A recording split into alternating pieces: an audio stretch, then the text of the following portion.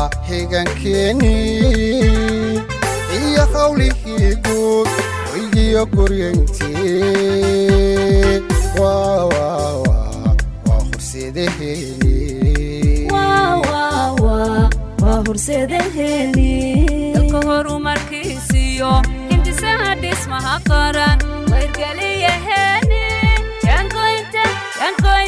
jangoynta himilada. بسم الله الرحمن الرحيم. السلام عليكم ورحمة الله وبركاته. وأنا بدي أسأل كسر دوادة برنامج هولها جود يهرمرين تمجالوينك. برنامج هولها جود يهرمرين تمجالوينكو وبرنامج تضبع الله وإسكا كاشدين سوسارستي سوسارد هولها جود يريو هرجيسا.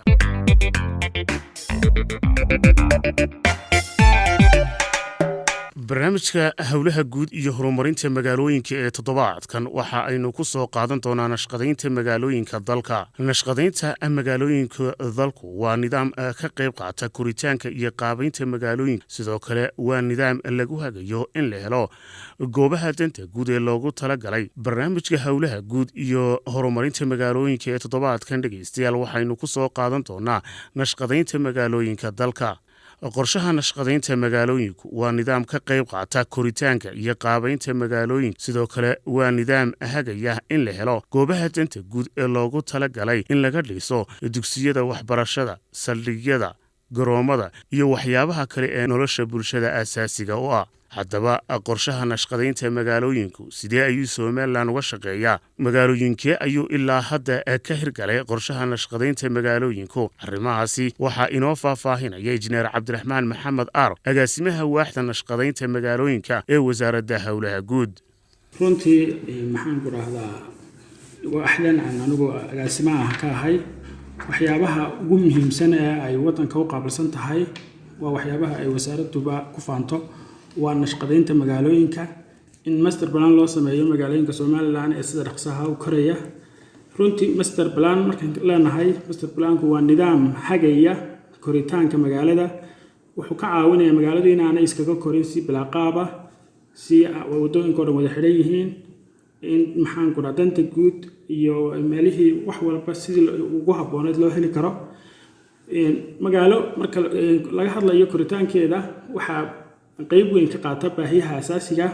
oo ay kow ka tahay wadooyinku, oo number 2 ka tahay waxbarashada, caafimaadka, goobaha dhalinyarada ku ciyaarto, saldhigyada, meelaha loo soo dalxiis tago. waxyaabaha oo dhan haddii aan master plan la samayn oo aan qorshaha lagu darsan oo aan laga taxadirin, magaaladaas ma yeelanayso wadooyin fiican, ma yeelanayso baahiyi asaasiga loo baahnaa oo dhanna meesha way ka baxayaan. marka ka wasaarad ahaan waxaan aad ugu dadaalnaa in magaalooyinkan oo aad u koraya wasiibayntii Soomaaliland jirtay inaanu balqabanno qorshahooda oo aan master plan fiican oo detail ah u samayno. marka haddaan ka yar sheekay processka ay marto, magaalooyinka horta way fara badan yihiin. marka waxaan u kala horreysiinaa sida caqabaduhu ugu kala badan yihiin. ilaa hadda waxaan master plan u sameynay Wajaale oo garan kartaan waa kitab ku qarxay meel alla meel laga baqtiyo la waayay. taasina waxay soo dedejisay in magaaladii bal horta wadooyin loo sameeyo oo meel guri kastaaba helo meel biyuhu u soo maraan, meel damisku u soo maro. maxaan ku raahdaa waxa kale oo aan qorshe u sameynay magaalada Laascaanood. magaalada Laascaanood waa magaalo muhiim ah. magaaladaasina qorshahan fiditaankeedu aad buu liitay. wado qura oo straight oo 100 mitir lama heli karayn. taasina waxay sababtay in maayarkii iyo dadweynihii magaaladaasi ay soo codsadaan in wasaaradda hawlaha guud ay ka caawiso master plankii. master plan qurux badan baa loo sameeyay, wadooyinkii ay u baahnaan oo loo furay, baahiyaha asaasiga ah ee mustaqbalkana maamulka loogu sii calaamadiyay. iyaguna insha Allah waxay noqon doontaa magaalo aad u qurux badan. waxa kale oo master plan loo sameeyay Gabiley. marka muhiimadda ugu weyn ee aan ka lahayn waxay ahayd fiditaanka magaalada, inaanay magaaladu qorshe xumo ku fidin. marka 1 kilomitir dhinac walba 1 kilomitir ayaa qorshe ka sameynay sidoo kale laascaanood saasoo kale ahayd wajaaliyada magaalada gudaheeda ay ahayd waxa u dambeeyay oo aan iyadana qorshe u sameynay Erigabo magaalo taariikhi ah oo magaalo dalxiis runtii iyadana qorshe fiican oo 30 sano soo socda haga oo la garan karo meel kasta oo wada meel kasta oo iskuul loogu talagalay meel kasta oo dhaqtar loogu talagalay meel garoon ah oo waxa wada waadix yihiin oo runtii magaalo qurux badan noqon karta baahiyaheedii asaasiga ah oo dhameystiran wadata ayaan rajaynaynaa inay mustaqbalka oo magaalooyinka ugu qurux badan Soomaaliland noqoto marka waxa qorshaha noogu jira oo aan budgetkii loogu talagalay in magaalada lagu diyaariyo aan sameynay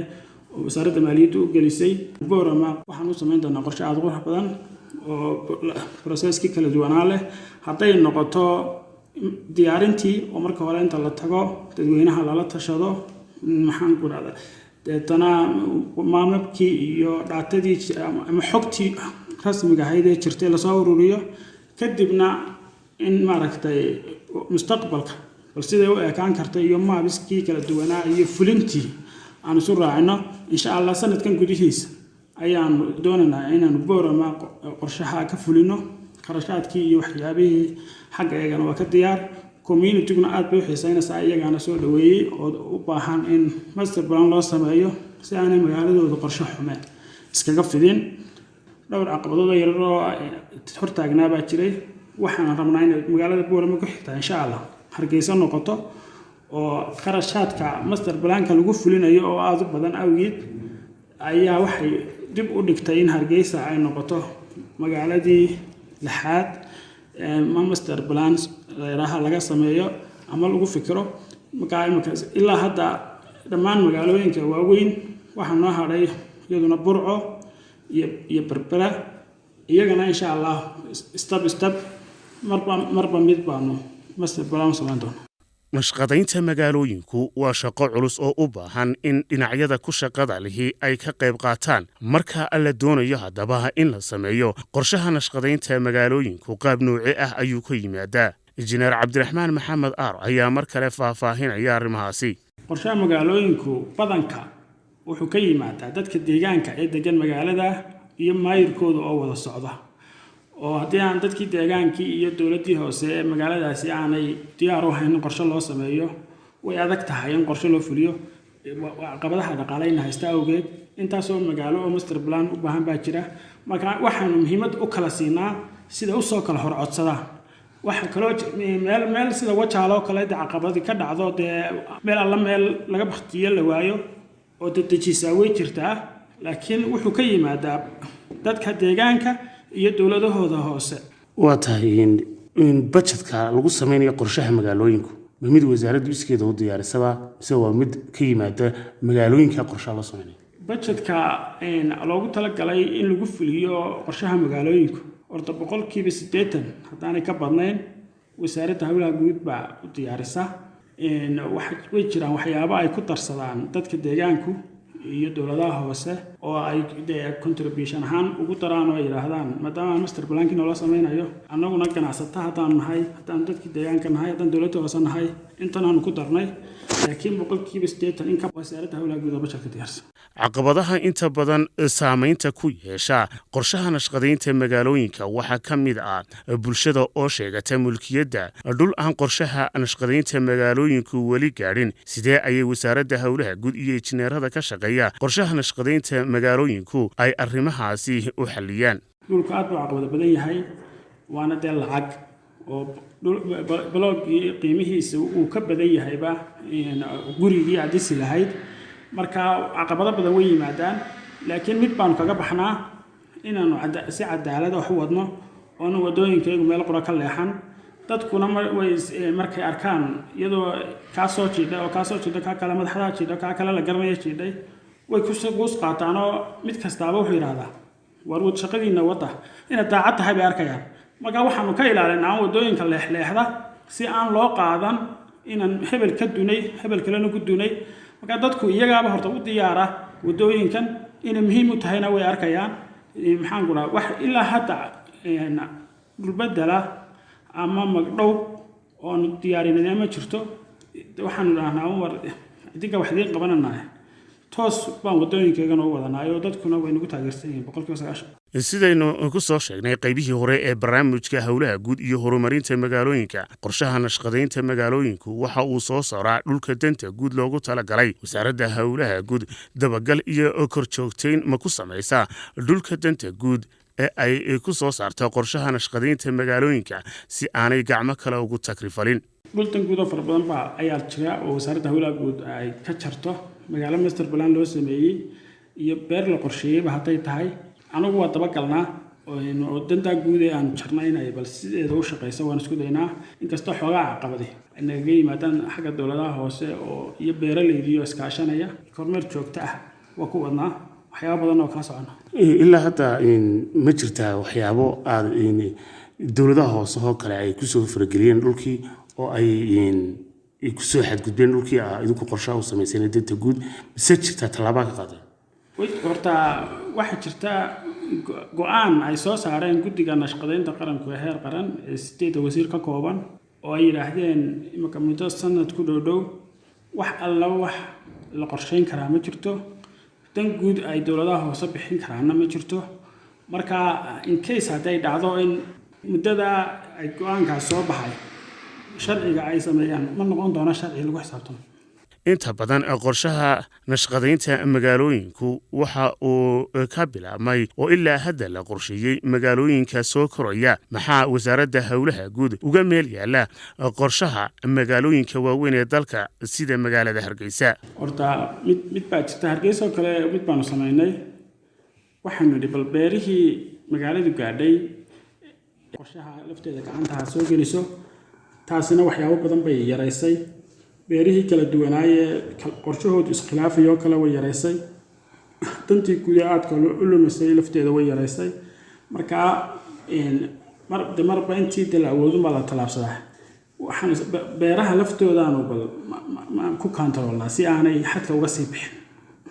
magaalada u dhadhow ugu dambeyn maxay tahay tala soo jeedinta barnaamijka howlaha guud iyo horumarinta wadooyinka ee ku aadan bulshada waxaan soo jeedinayaa horta waxaan ka shaqeynaynaa waa horumarkii magaalooyinka horumarkii dalka inaad nagala shaqeysaan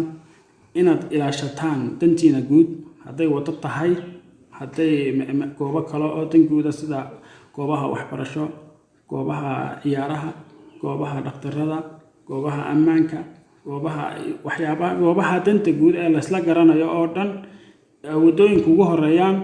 inay iyagu ilaashadaan xilkaale iska saaraan wixii khaldanaya ay dareemaan wasaaradda howlaha guud iyo guryeynta ay la soo xiriiraan si loola eego haddii khalaad jirana looga qabto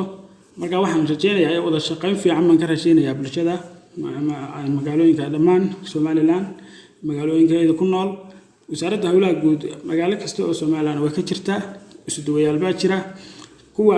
magaalooyinka fog joogaan inay isu duwayaashooda la xiriiraan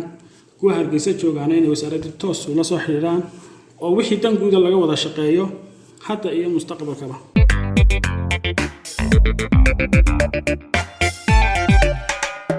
kaasi dhegeystayaal waxa uu injineer Cabdiraxmaan Maxamed Aar agaasimaha waaxda nashqadeynta magaalooyinka ee wasaaradda howlaha guud oo barnaamijka howlaha guud iyo horumarinta magaalooyinka toddobaadkan uga waramayay qorshaha nashqadeynta magaalooyinka ee wasaaradda howlaha guud wado toddobaadkan dhegeystayaal barnaamijkeennii howlaha guud iyo horumarinta magaalooyinka intaas ayayna ku soo gabagabaynaynaa anigoo Cabdiqaadir Xuseen Nuur Dacala ayaa barnaamijka howlaha guud iyo horumarinta magaalooyinka idinla socodsiinayay waxaana barnaamijka farsameeyay Axmed Ismaaciil Daahir barnaamijkan mid lamada intaan isugu iman doono waxaan idinkaga tegaynaa sidaas iyo nabadgelyo adiguna bulshooy hooy aanirdankaago marka ay halgamayaan adiguna hangoolkiyo la ogow hiraalko kartidaadu yay hadhin